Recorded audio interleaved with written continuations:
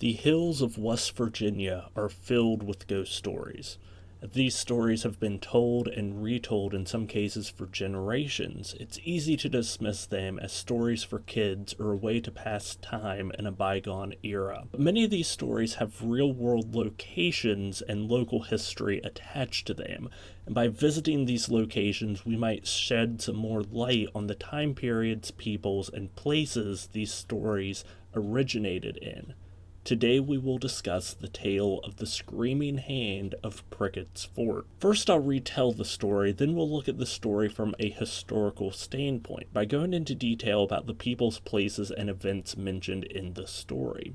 Lastly, we'll look at the story from a folklore perspective to see what other ghostly tales could have inspired this one. I first found out about this story from a haunted guide to West Virginia, but the story originates from a 1965 issue of West Virginia Folklore. The story focuses on a man named Tom Evans. Tom was believed to have taken part in the Yellow Creek Massacre. This was a massacre of several Mingo natives in the Ohio River Valley. For his role in the massacre, Evans, who had resettled now in north central West Virginia, was tracked down and killed.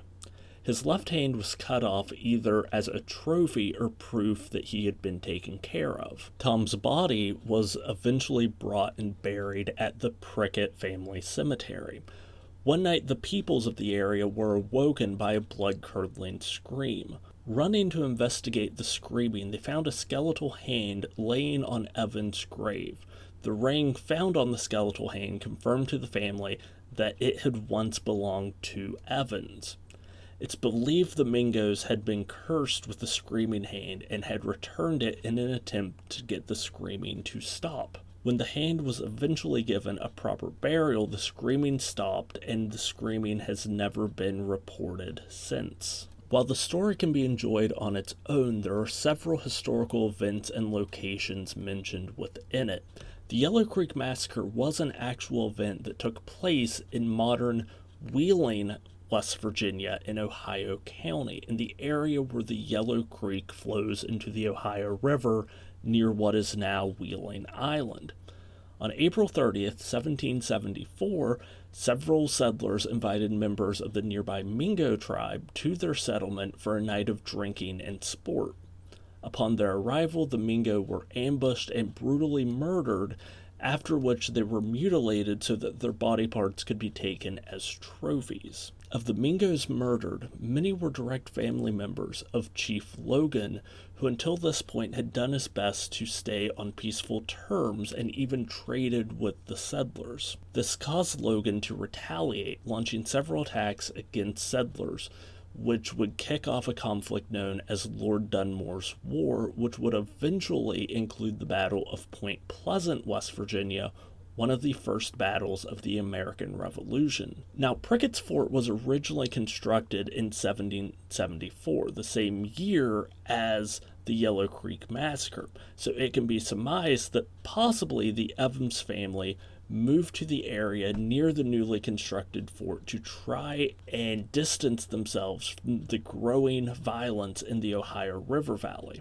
Near the fort is the Prickett family cemetery. Among the 137 markers, there isn't a single individual named Tom Evans. A lot of people have used this as a way to dismiss the story, but of the 137 graves, at least 31 of the markers have been weathered to the point where getting any information from them is practically impossible. Because of that, it is impossible to completely rule out that Evans could have been an actual settler in the region. From a historical standpoint, there are no major flaws in the historical validity of the story.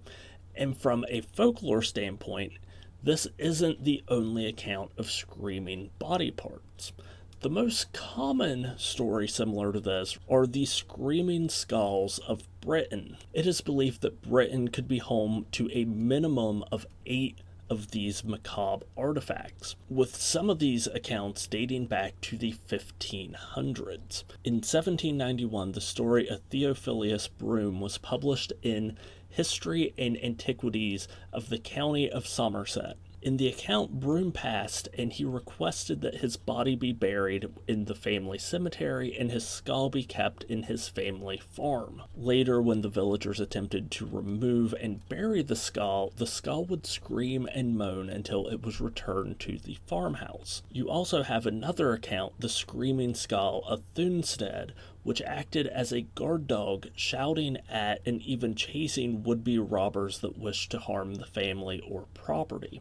In 1911, Frances Marion Crawford wrote a short story entitled The Screaming Skull that pulled heavily from these British legends. In this short story, the narrator tells a visitor of a skull that he has in his possession, its past, how he came to acquire it, how he believes it came to be, and why he believes it screams and wails in the night. As the story goes on, the narrator unravels the story.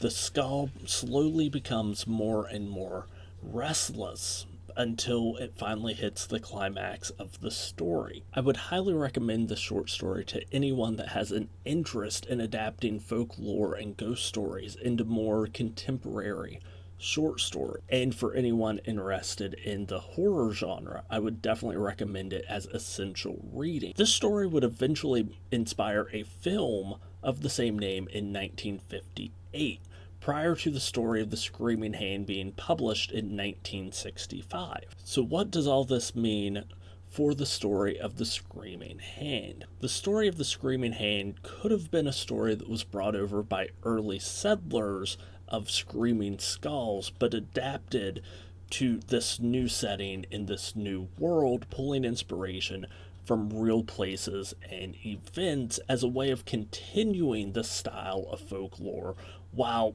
modernizing it for the time period. So that is a little bit of the history and folklore surrounding the tale of the Screaming Hand of Pricketts Fort. It was really interesting to get into really studying a lot of the history around not just this one story, but around a lot of the settling of what is now West Virginia. And that was just a little look into some of the history and folklore surrounding the story of the Screaming Hand of Pricketts Fort.